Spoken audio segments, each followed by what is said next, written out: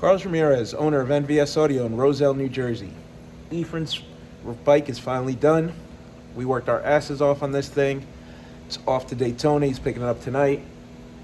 There were a few things that gave us issues, mostly because we kept all the equipment in the fairing. So it's a brand new bike. Just came back from paint. Quantico did a kick-ass job on the paint job on this bike. It's sick. Ephraim's got a lot of nice additional touches on it. He's very meticulous, likes everything done a certain way.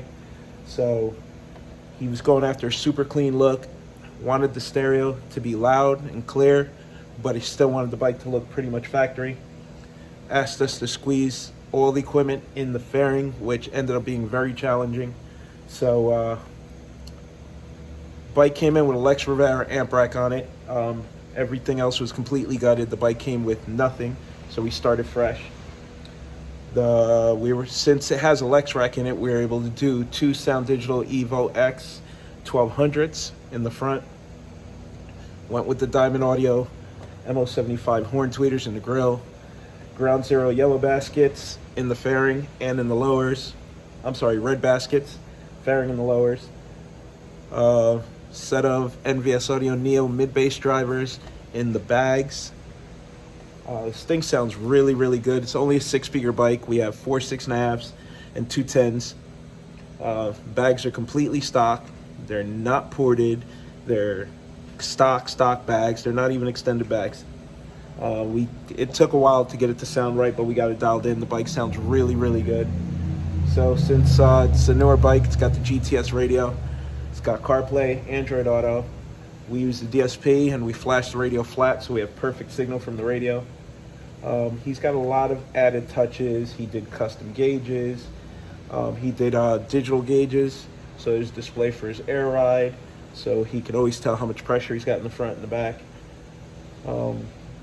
It was just a ton of work because he wanted everything in the front, so we have the air ride solenoids in the front that we had to contend with, and the DSP and the amplifiers. It was doing, and then we ran 4-gauge oxygen-free stinger to each amp, so we're talking 4 power leads up the backbone into the front. It's a super tight fit, but I'm happy with the way it came out. It was a ton of work, but it was worth it at the end. Bike looks great, sounds great. I think he's gonna be totally happy with it.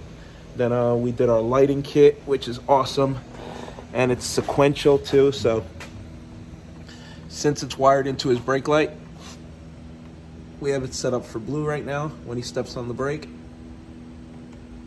does the sequential flash, which matches his diode dynamic taillights. It's pretty nice, makes the bike nice and safe when riding at night. Adds a ton of visibility. Since this bike's running over 2,000 watts RMS, and it's also equipped with air ride compressors draw a lot of current from the factory battery. We upgraded to the Braille factory underseat replacement, the G30H lithium. So now he's not going to have any power supply issues. This thing's we had it running for quite a while without starting the bike. Then we also added a voltage gauge where the cigarette lighter used to be, so he can constantly monitor his voltage and make sure it doesn't drop below 12 volts.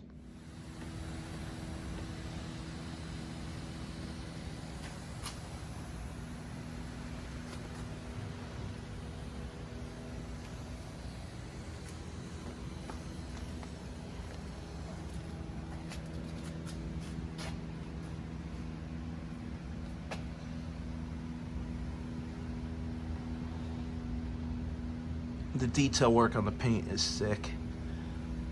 Very nice job.